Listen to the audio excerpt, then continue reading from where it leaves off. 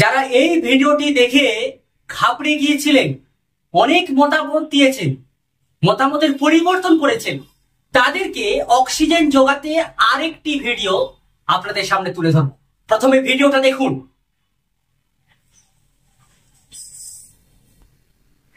কি দেখলেন? Oxygen জোগিয়েছে, oxygen যোগাতে পেরেছি। দেখার পরে কি মনে হচ্ছে? মানে সে ভাবছে আমি এই ঝামেলাটা পশ্চিমায় লাগিয়ে আমি কতটা হ্যাপি, মানে দেখাচ্ছে আমি কি করে দিয়েছি। সেই ভিডিওটা দেখালাম না? না, আসলেই উদ্দেশ্য প্রণোদিত ভাবে করেছে বলেই তার এই ভাবভঙ্গি, তাই না? উদ্দেশ্য প্রণোদিত করেছে বলেই তো এই ভাবমূর্তি বা এই ভাবধারা। এই ভিডিওটাতেই সবকিছু পরিষ্কার। এই ভিডিওটা দেখে পরিষ্কার বোঝা যাচ্ছে সে উদ্দেশ্য প্রণোদিত ভাবে এই ঘটনাটি ঘটিয়েছে এবং তিনি সাফল্য মানে সাকসেসফুল হয়েছে। বাংলার মানুষকে দুভাগ করে দিয়েছে, হিন্দু মুসলিম দুই ভাগ করে দিয়েছে। এই ভিডিওটাই তারই প্রমাণ দেয়। এই ভিডিওটি দেখার পরে অনেকের মতামত কিন্তু পরিবর্তন হয়েছে। কেন? কারণ ভিডিওতে দেখা যাচ্ছে চাচা তো সত্যি ভিডিও করছে, কিন্তু আসলে এই ভিডিও যে ভাইরাল করা হয়েছে 40 সেকেন্ডের ভিডিওটি, তারই মধ্যে অনেক সত্যতা রয়েছে। যারা হোয়াটসঅ্যাপ ইউনিভার্সিটিতে পড়াশোনা করে ছোট্ট একটি ক্লিপকে ভাইরাল করে মানুষের মধ্যে বিভ্রান্তি ছড়ায়, তাদের কাছে এই 39 সেকেন্ডের ভিডিওর সত্যতা খুঁজতে গেলে কিন্তু আপনি পাবেন না।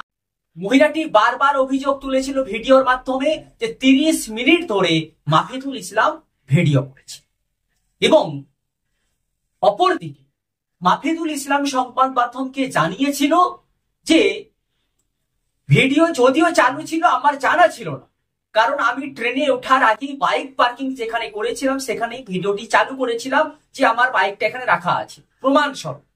আমরা অনেকেই করে থাকি যেমন। তো তারপর থেকে তার ভিডিওটা হয়তো বন্ধ হয়নি, যখন ট্রেনের সিটে এসে বসেছে হয়তো ভিডিওটা চালু করেছে। প্রথমে আমরা দেখতে পেলাম পায়ের দিকটা, তারপরেই তার মুখের ফেস আসলো, তারপরে সামনে পাশে মহিলাটার দিকে গেল। এই বিষয়টি পরে আলোচনা করবো। কিন্তু এখন এই 40 সেকেন্ডের যে ভিডিওটি ভাইরাল করা হয়েছে, এই 40 সেকেন্ড ভিডিওতেই রয়েছে অনেক গোপন রহস্য। তারা কেন এই 40 সেকেন্ডের ভিডিওটি ভাইরাল করলো? তারা তো অভিযোগ করেছিল, বা যারা সোশ্যাল মিডিয়াতে এসে একাধিক পোস্ট করেছে তারাও তো মন্তব্য করেছেন যে 30 মিনিট ধরে তার ভিডিও ধারণ করা হয়েছে, কিন্তু এই 39-40 সেকেন্ডের ভিডিওটি ভাইরাল করা হয়। এর মধ্যেই সত্যতা খুঁজতে হবে আপনাকে। আমি একটা স্ক্রিনশট দেখাবো ভিডিওর। মহিলাটি যখন একটা অন্য কেউ মাফিদুল ইসলামের ভিডিওটিকে তার মোবাইল থেকে শুট করছে, তখন ভিডিওটি চালু হচ্ছে 30 মিনিট 10 সেকেন্ড, শেষ হচ্ছে কতই মার্ক করে দিচ্ছে 30 মিনিট 42 সেকেন্ড। অর্থাৎ সম্পূর্ণ ভিডিওটি রয়েছে 30 মিনিট 42 সেকেন্ড। এবারে সেই 30 মিনিট 10 সেকেন্ড থেকে চালু করে 30 মিনিট 42 সেকেন্ড পর্যন্ত, অর্থাৎ ভিডিওটি 32 সেকেন্ডের কাটিং করা হচ্ছে। কিন্তু তার আগের যে ভিডিও 30 মিনিট 10 সেকেন্ডের পর থেকে 30 মিনিট 42 সেকেন্ড পর্যন্ত ভিডিওটিকে ভাইরাল করা হয়। তার আগে কি ভিডিও ছিল সেটা কিন্তু দেখানো হয় যে 30 মিনিট ধরে তিনি কি ভিডিও করলেন। এটা তো সামান্য 32 সেকেন্ডের ভিডিও, কিন্তু ভিডিওর দেখা অনুযায়ী বা ভিডিও দেখে যা পর্যবেক্ষণ করছেন সাধারণ মানুষ, অনেকেই কিন্তু বলছেন এই ভিডিওটি শুধুমাত্র আমার মনে হয় যে অন্য কিছু ভেবে ভিডিওটি ধারণ করবে, সে এইরকম করে কেন করবে বা 30 মিনিট ধরে কেন করবে। আমরা যদি সম্পূর্ণ সত্যতা খুঁজতে যাই তাহলে আমাদেরকে 30 মিনিট 42 সেকেন্ডের ভিডিওটিকে দেখতে হবে, কিন্তু হোয়াটসঅ্যাপ ইউনিভার্সিটি ছাত্ররা মাত্র 40 সেকেন্ডের ভিডিওটিকে ভাইরাল, এবং তার মধ্যে 32 সেকেন্ডের ভিডিওতে সম্পূর্ণভাবে দেখা যাচ্ছে যে তিনি প্রথমে তার পায়ে ভিডিও হচ্ছিল। হয়তো আমরা মনে করছি 30 মিনিট ভিডিওটি চালু ছিল, যখন ট্রেনে এসে বসেছেন মোবাইলটা বের করেছেন, দেখছেন ক্যামেরা সামনের দিকে, তিনি ক্লিক করেছেন, দেখছেন সামনের দিকে তার ফেস দেখা যাচ্ছে। অনেকেই বয়স মানুষরা রয়েছে না, যে আমার ক্যামেরা হচ্ছে, একটু ঘুরিয়ে দেখি, না ঠিক আমার পাশের তো দেখা যাচ্ছে, তখনই কিল চর ঘুষি শুরু করা হয়েছে। কিন্তু মহিলাটি যে অভিযোগ করেছে, মহিলাটি অভিযোগ করছে 30 মিনিট ধরে ভিডিও করা হচ্ছে। 30 মিনিট ধরে যখন ভিডিওটি করা হচ্ছে, মহিলাটি দেখলেন কখন? না, 30 মিনিট 10 সেকেন্ড যখন থেকে চালু করা হয়েছে, ভিডিওটি ভাইরাল করা হচ্ছে 30 মিনিট 10 আর 10 থেকে 12 সেকেন্ড পরে উনি দেখলেন, অর্থাৎ 30 মিনিট 20 থেকে 25 সেকেন্ডের মাথায় তিনি দেখলেন।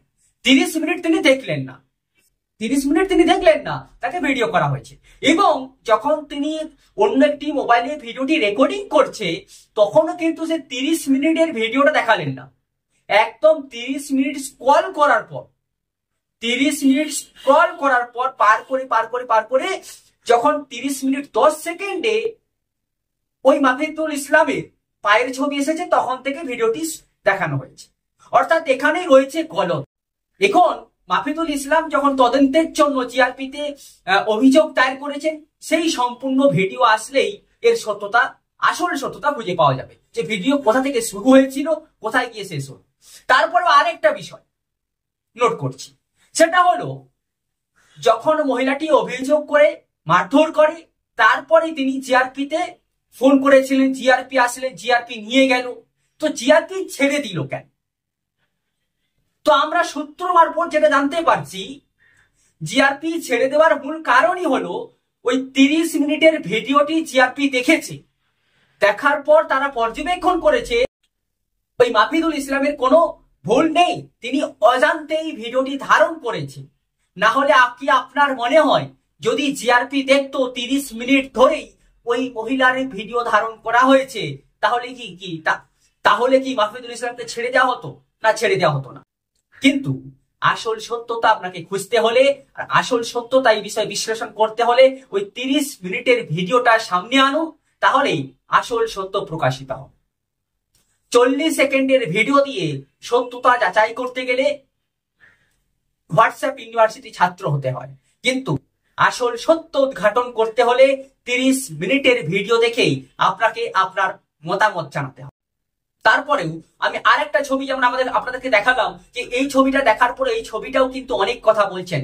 শুধুমাত্র মহিলাটি অপরাধী তা নয়, এই মাফিদুল ইসলামের উপর অনেকেই চড়াও হতেছিল। এই ছবি দেখে বুঝতে পারছেন না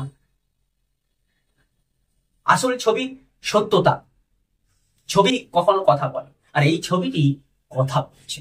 তাই হোয়াটসঅ্যাপ ইউনিভার্সিটির সেই 40 সেকেন্ড ভিডিও দেখে মতামত দেবেন না। 40 সেকেন্ড ভিডিও, সেই 40 সেকেন্ড ভিডিওর মধ্যে আরো কি রয়েছে সেটা আপনাকে বুঝতে হবে, খুঁজতে হবে। কারণ তারা 30 মিনিটের ভিডিও পাবলিশ করেন, এবং তারই মধ্যে আরেকটা প্রশ্ন থেকে যাচ্ছে, 4 মিনিট 25 সেকেন্ডের টোটাল ভিডিও হয়েছিল। শুভেন্দু অধিকারী কত মিনিটের ভিডিও পোস্ট করেছেন? 2 মিনিট সামথিং, শায়দ আমার মনে হয় 2 মিনিট 25 সেকেন্ড মনে হয়। তিনিও সেখানে সম্পূর্ণ ভিডিওটি পোস্ট করেন। এরও কিছু কারণ রয়েছে, আমি আগের ভিডিওতে সেই কারণটা অবশ্যই তুলে ধরেছি।